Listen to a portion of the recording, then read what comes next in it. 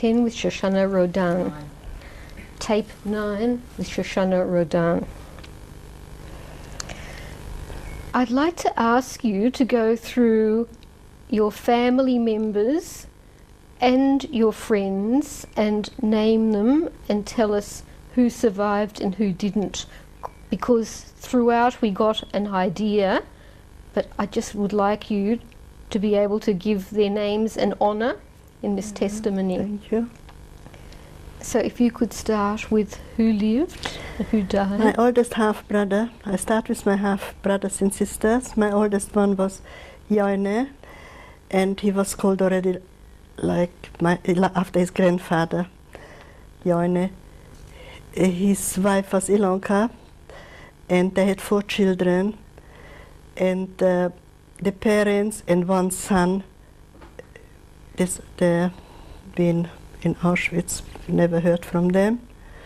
The second one was a girl, half-sister. She lived in Bratislava, and her name was Hedwig Richter. She had also 4 children, and they survived the war in Czechoslovakia, hidden. But one daughter, she must have been by then 18 or 19. She was already in marriageable age, I remember, and I have a picture of her, she was already a stone. She went to Auschwitz in 1942, and she never came back. And the third sister, Margit, she also had, her husband was in concentration camp, and the daughter, the most beautiful girl, only daughter, she was 3 years in Auschwitz. She came back. She died 2 years ago in Israel. My other half-brother was Nandor, he was called. He had a wife and a daughter. The wife, the whole family went to Auschwitz, deported, and they survived the war, and they came back. This is 5. Then I had one brother, he was killed before the war, about in 1933, in a car accident. His name was Maya in Jewish, but Mishula we called him. Also a boy already from 22, maybe 23 years old, a grown-up man. Then I had a brother, Oskar. His wife name was Olga. They had 2 children, which girl Lily, and the boy's name was Robbie. They all went to Auschwitz, deported, and nobody came back. Another brother was Shloime, Shanyo we called him. He was married to his wife Irene. They had 1 little boy, his name was Pali, and she was deported with her father and the child, and her husband was later caught in Hungary, so nobody survived the war from them.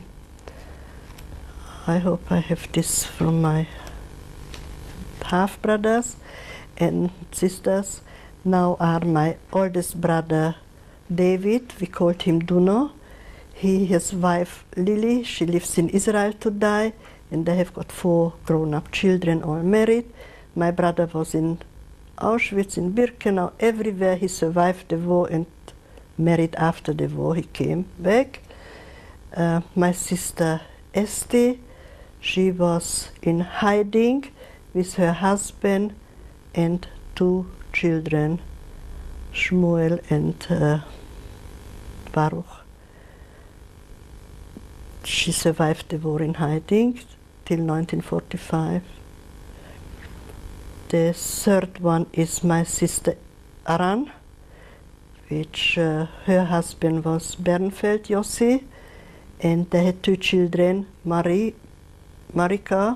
and the little one, we called him Dutzi. I don't know what his name was, Avraham in Jewish. And my sister was in Theresienstadt, and the little baby died in her hands. The husband died in Lager, so the little girl survived, and my sister is still alive, but she's very sick with dementia for the last 4 years, and she has got no clue, she doesn't know who she is. And my other sister Edith, she was married to Emil Salzer, had one child, Yossi. Emil Salzer, they've been all deported in 1944, except the child, the baby, and the husband never came back. But he was in concentration, died in concentration camp. I'm the youngest one, and I was in hiding all the time. My mother passed away in 1945, my father in 1934. That's my imminent family. That friend of yours in Budapest, whose place you stayed at, Clara, what happened to her? Clara Katona was a very, very warm friend to me as long as we went to school together. Then this place where their parents were born was annexed to Hungary, so she went also with, and I met her again in Budapest. And what happened to the whole family till to die, nobody survived. Nobody knows. Whoever I asked from her city where she came from, nobody knew. So it's gone. And Zelma's family, all? Zelma's family is very tragic because she was apparently seeing how they dragged her father and mother and her two brothers out from the bunker where they were in hiding, and she can never forget it.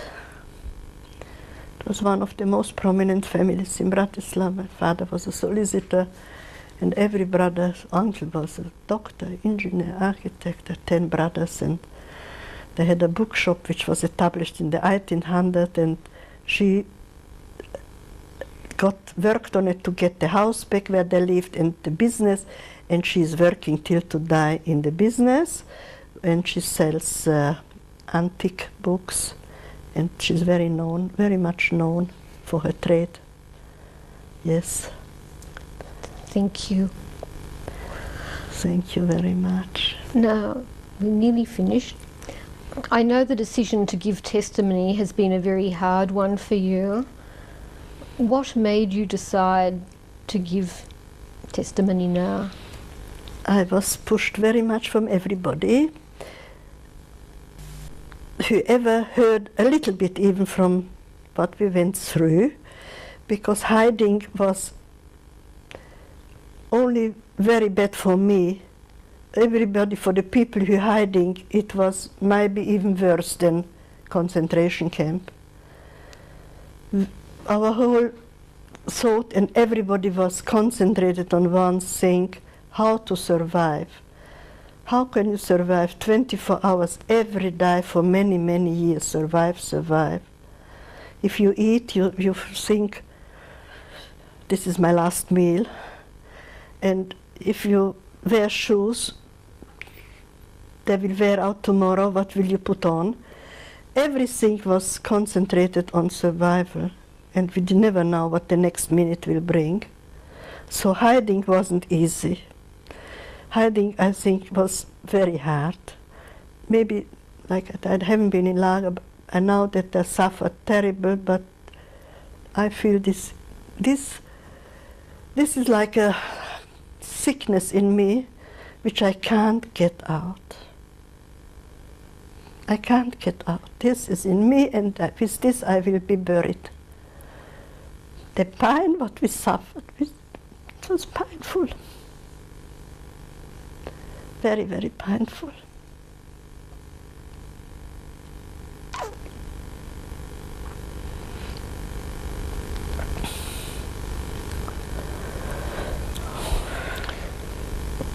Now that over 50 years have passed, is there something, a message, a legacy you'd like to pass on to this generation, to other generations that will see your testimony? My testimony is one of 600 millions. Every testimony is true, has been true. And whoever thinks of the future should study the testimony, that what can happen from one minute to the other, to everybody for us. If he's rich, if he's not rich, if he's poor, there's no difference. If you stamped for one, you were born, you carry you all. And that's a testimony. We gave the honest truth, our feelings. There's no in between, nothing. It's all truth. It's not just for my children, it's for everybody. Every book I read, it's not me, it's not my family, it's us. It's us. You tell me which book is which story, I will tell you every story from everyone. It's not my sister, not my nan. It's us. Us Jewish people, what they went through in my generation. Absolutely. Just yesterday I read a book, my daughter brought it from the library, and every leaf I changed, I said, look, Tova, look, this street I was walking, look, you see, she talks about the wattle. You know, 50 years I mentioned to you, every Friday we bought for our mother wattles. She loved wattles, that was her favorite flower. And she writes to her, wattles in Europe that was brought from Italy, that was a special flower. But for our mother, nothing was expensive. We bought imported wattle. It costed 1 krone, but to give our mother the pleasure what she loved. So everything was from 1 minute to other. You know, I thought when I will write a book once, I will write, and the curtain fell down. That's what I call it. The curtain fell down. From 1 minute to the other, everything was changed. And that is the legacy. From 1 minute to the other, it can change. It shouldn't change, it shouldn't happen to anybody again. But we remember, but we can't forget. We cannot forget, never. Forgive. What is here to forgive? We can't forgive either. We can't revenge, we shouldn't revenge, but forgive. It was unhuman what happened. There's no language which could prescribe the words what went on.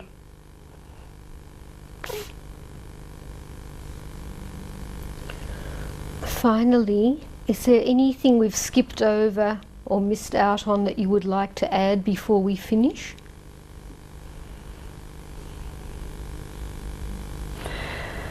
I'm from very fortunate people, I think. I was young, I married a man who we understood each other. I had everything I wanted in life. I'm 75 now, and my life finished now.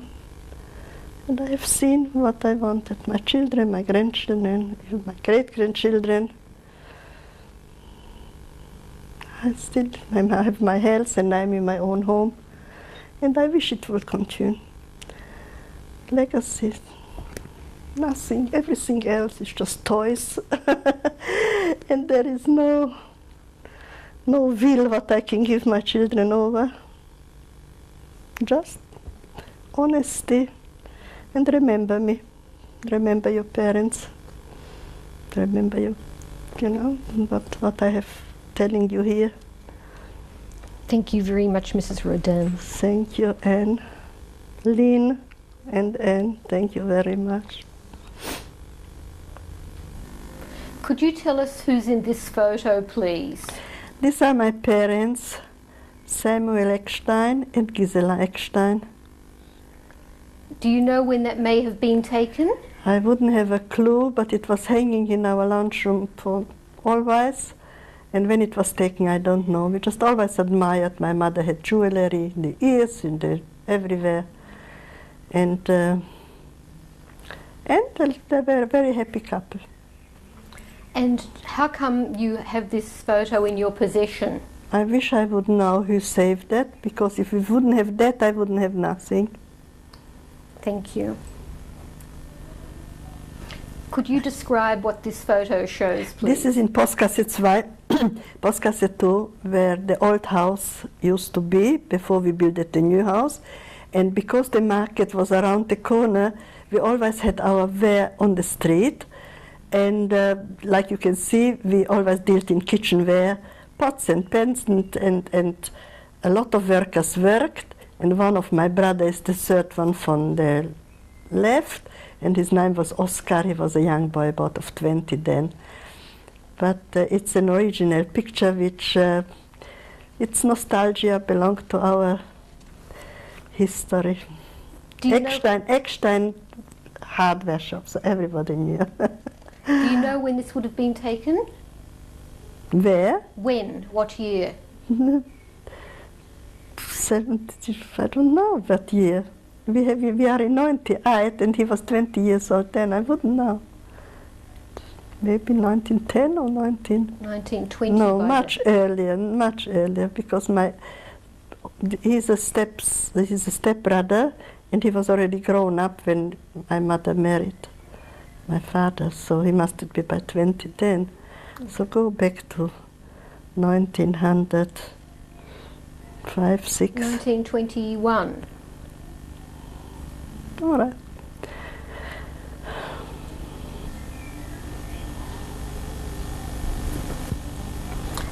This photo, who's in this photo, please? I can talk? Mm-hmm. This was taken in Trenčianske Teplice, which was a whole place where my mother every year went, and she took us children with. The smaller one is me, and I was 1931, I was 7 years old. My sister Edith is the older one, 5 years older, and I remember even till today the skirt was red and the blouse was white, and my sister Edith's frock was light blue. Yes, so it was taken in Trenčianske Teplice, I remember it still. Thank you. This picture was taken in Postgasse 2 in front of our hardware shop. On the right hand side is my brother Oscar, half brother, my sister Esti, and the youngest one Shanyo we called him, and we all loved them. You can see on our faces that we were a close family. Thank you. Yeah. This is my brother Mishulo, we called him, and he was killed in a car accident about in the year 1931-32. He's buried in Bratislava, and he was my half-brother. Thank you. This is my sister Esti. She was the second oldest, and she survived the war with her husband and 3 children and is buried in Israel. In the back you can see Palace Hotel. It was opposite our house from Postgasse 2. How old do you think she was in this She photo? must have been then 17 or 18. Thank you. This is my half-sister, Hedwig, her name was, and she had got 4 children, 3 boys living in Israel still, and her oldest daughter was deported to Auschwitz. Her name was Elsika. I have her on a picture, but she wears a yellow star. When do you think this photo was taken? This photo was taken. She wears her own hair because she left in an accident her right hand, so it must have been done in 1936. Thank you. This is my brother Shanyo and his little boy Pali. His wife was Irene, and they all perished in the Holocaust. And do you know when this photo or these photos were taken? I cannot tell you, but it must be in about in 44, because the baby was old 1 year. Thank you.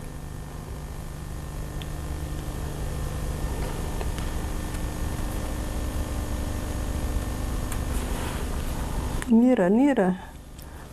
Could you tell me about this photo, please? This photo is the auntie with her niece. This is my sister Edith on the right. She's the auntie to her niece. Elsika. She was in Auschwitz for 3 years, but she never came back. And she's the daughter of Hedwig Richter and has 3 brothers in Israel living, but she, the only daughter, did not come back from Lager.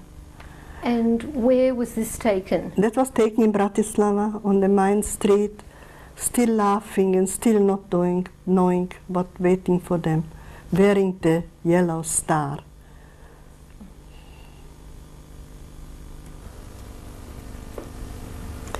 This picture shows my 2 brothers. On the right is my half-brother Oskar, and on the left is my brother Duno, who are in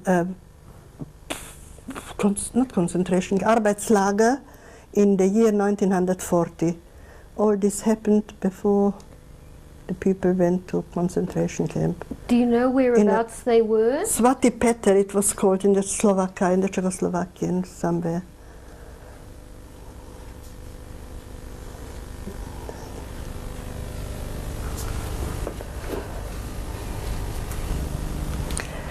This is my brother David. He's called after my mother's father, but at home we called him Duno. And everybody, till his death, everybody knew him under Duno Eckstein.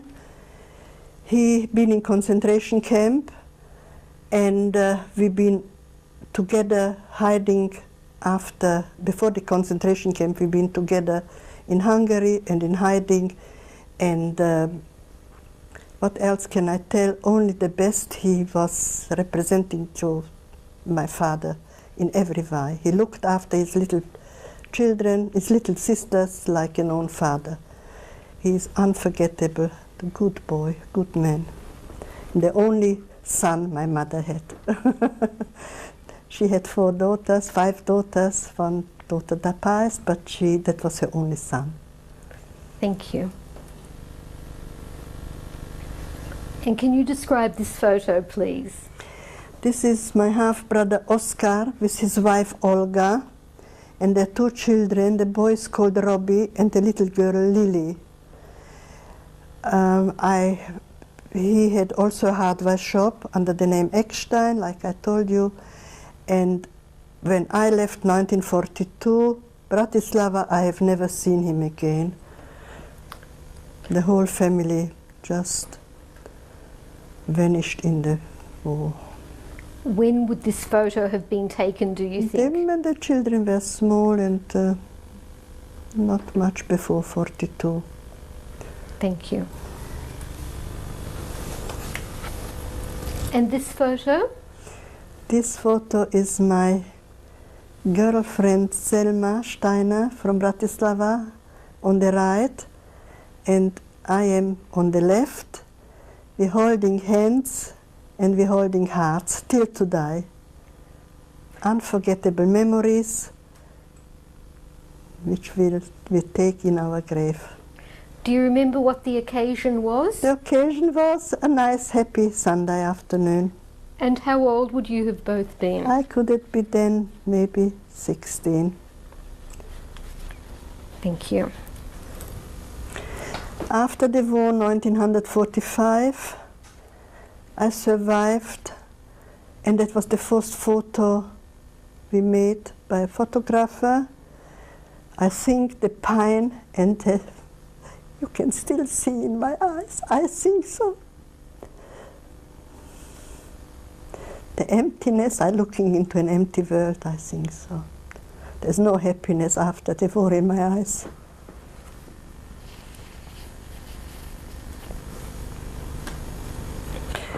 This is our wedding photo on the day we married on the 8th of May, 1947.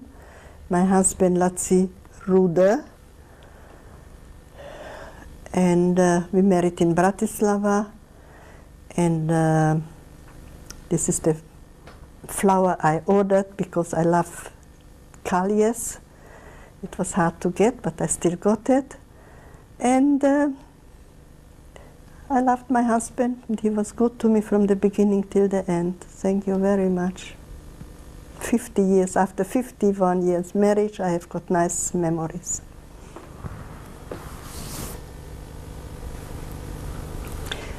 This is under the chuppah.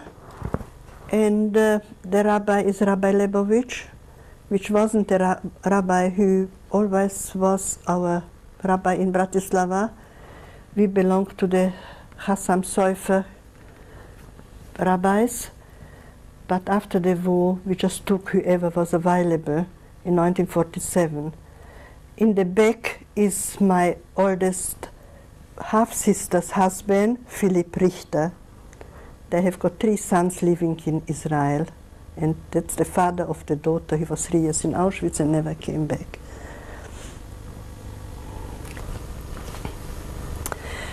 This is the house, Bratislava, Postova 2, Postgasse 2. This is the house where I was born, engaged and married, and we lived there till deportation. What you see on the left-hand side, all the windows, that was, the first window was my room, the second window was a bedroom, and the second 2 windows was the bedroom, the third 2 windows were the lunchroom. Around the corner with the balcony belonged to the lunchroom, and the 4th window on the corner was the kitchen window, which was opposite Palace Hotel.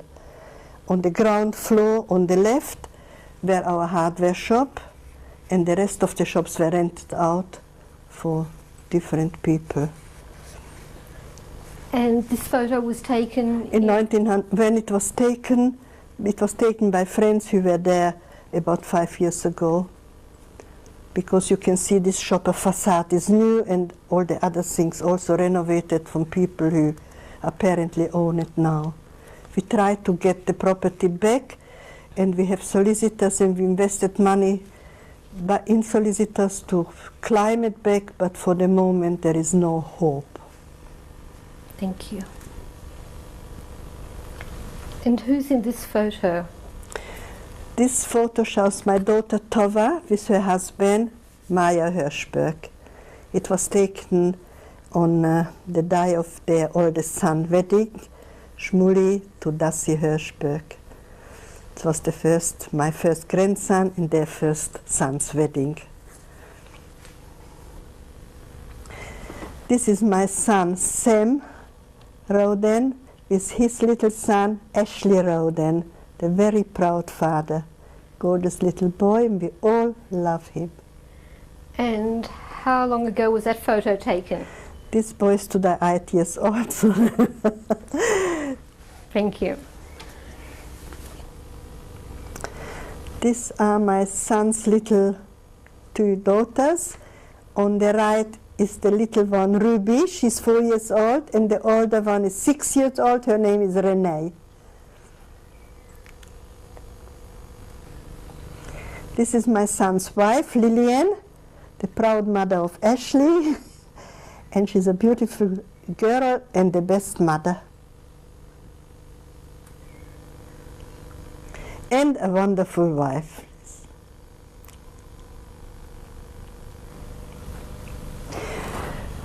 On the left-hand side you can see Tova with her husband Maya.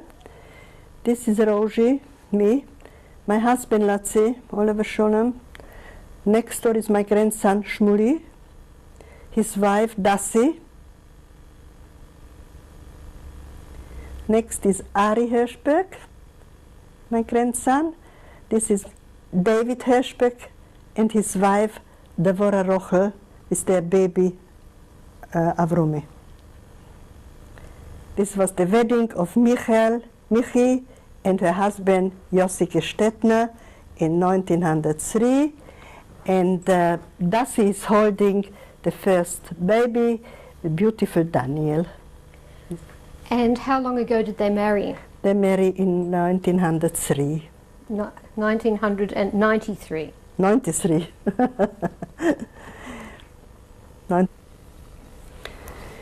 Latzi, my husband, in the year 1993, Michi and me, Roji Rodan, at the wedding from Michael Gestetner in Melbourne.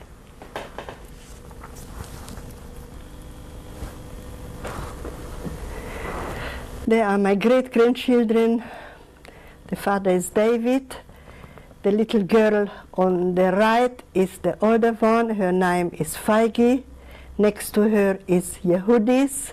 Behind is the boy, the oldest one, Avrumi. And in the middle on the bottom is Chayele.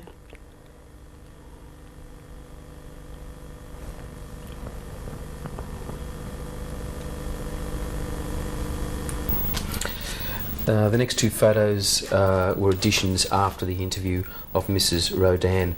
This photo is of Mrs. Rodan's two great-grandchildren. The boy in the back, his name is Zevi Gestetner, and the baby girl in the front he is holding is Yolel Gestetner. What? This is Mrs. Rodan's grandchild, oldest grandson, Shmuley Hersberg, with his two children. He is holding Ezra, and the child in the front is Daniel.